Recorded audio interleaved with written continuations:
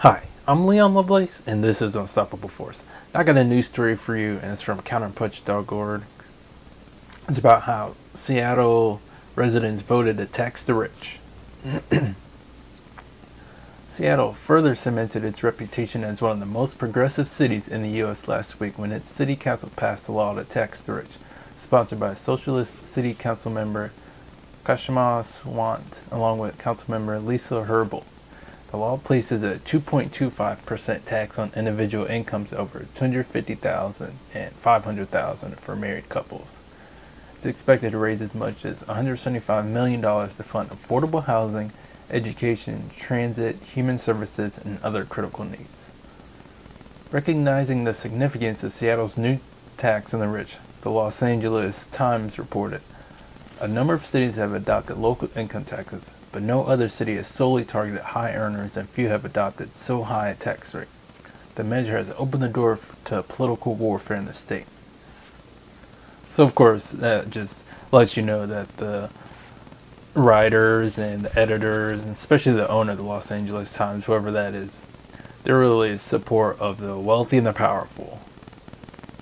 Because 2.25% is not high at all. Or for them to just spew that bullshit just let you know who they're in the tilt for. Okay, shortly before the vote, former Microsoft CEO and Seattle billionaire Steve Ballmer warned city officials, most of whose campaigns are financed by big business and wealthy individuals, that a tax on the rich would drive up wages here and cause company executives to think about moving jobs elsewhere. That will certainly happen. So of course the wealthy and the elites got to talk about, oh no, raising taxes on us wealthy people, it's going to cost too much, it's going to hurt jobs, we got to scare the living shit out of you to make sure you don't raise our taxes. We got to make sure the taxes are raised on you, the middle class and American people, and not us, the elites and the millionaires and billionaires. We got to scare the shit out of you to make sure you don't vote in your best interest and tax us, the wealthy and the elites. Despite this, the city council unanimously passed the tax on the rich, and of course the Democratic establishment politicians sung its praises. Seattle Mayor Ed Murray declared, "Our goal is to replace our regressive tax system with a new formula for fairness, while ensuring Seattle stands with President Trump's austere budget that cuts transportation, affordable housing, healthcare, and social services." So that's a good statement from the Seattle mayor. But he should also talk about how it was President Trump and the Republicans' budget. Because Trump isn't really in charge of the budget. It's Congress that writes the budget. So he should have criticized the Republican Congress too, along with Trump. Because of course, if they sign it, President Trump will have his name on it. But a lot of it's the Republican Congress that's in charge of the budget. Alright, but let's talk a little bit, or let's get to why the Seattle Congress or City Council was able to pass this legislation. And it was the growing might of our social movements that led to this major victory. The establishment may have ultimately voted yes, but not because they genuinely support taxing the rich. Mayor Murray and establishment council members like Tim Burgess and Lorena Gonzalez voted for it because we built a powerful movement over a number of years which made their continued opposition politically unviable. I'll skip a little bit.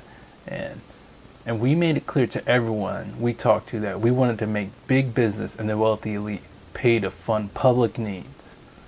So it's a continued and unrelentless campaign of the people saying, this is what we're going to do. We're going to make the wealthy and the powerful make sure they get their money and put it and give it to the rest of us. Because they're the ones with the money. So they needed to fund the government because the poor and the working class people definitely don't have the money to fund the government. And the elites have gutted the middle class. So the middle class can't do it either. Okay, I'm going to skip quite a bit and get to this one part because it talks about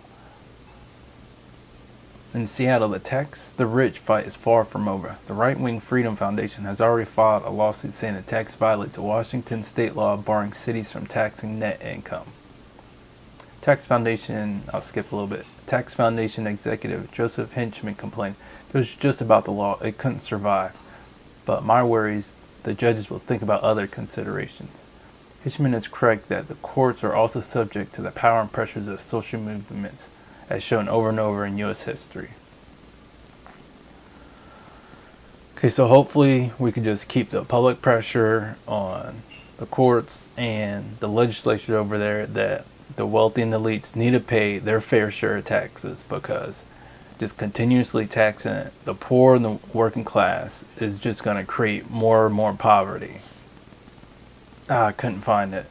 I lost it, but I read an article that talked about how low-income residents are paying about 16% of their income on state and local taxes, while wealthy residents only pay about 2.4% of their income on state and local taxes.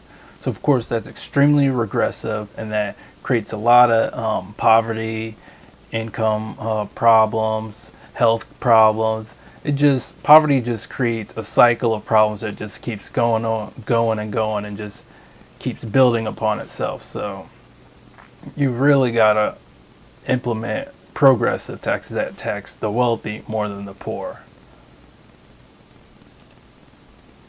But I did look up and see kind of the originalities of why Washington State, which we consider to be, a progressive state, is actually not that progressive, or maybe even regressive if I say so, because of their income tax ban. And I found this on this door.wa.gov. I found this article. I'll put a link on it down below. But this goes all the way back to about 1932. Okay, in the first of many subsequent instances of citizens attempting to directly influence the tax system, the voters approved two initiatives in 1932. One imposed a limitation on property tax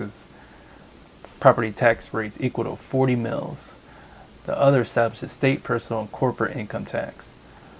This was intended to provide a more balance to the tax system and reduce property taxes. However, in a landmark decision handed down in early 1933, the state Supreme Court disallowed the income tax by interpreting income as constituting property, and therefore implying that a tax on income would be in violation of the Constitution unless it were applied uniformly. Because of personal exemptions and graduated weights, income taxes are rarely uniform. Of course, that's bullshit, because state and local taxes, not everybody's gonna, pay quite the same rate, depending on, what they purchase, how much they purchase, their incomes. Of course, if you're low income, the amount of taxes you pay is going to be a bigger percentage of your income than if you're a very wealthy person. So that was just a conservative Supreme Court that said, we don't want progressive tax, we want regressive taxes. So we're going to kill this bill or kill this law to implement income tax. And since that law passed, this article talks about how pretty much just the whole state from then on has just pretty much just relied on regressive taxes, or sales taxes, those kind of taxes based on the purchases you make to fund the government, to that state government. And I also read that the voters still voted down implementation of a state income tax about 8 times. So it's not like the legislators completely just didn't even try, or only tried once in the past 70, 80 years to implement an income tax. But just the residents just kept on that path of we don't like the income tax.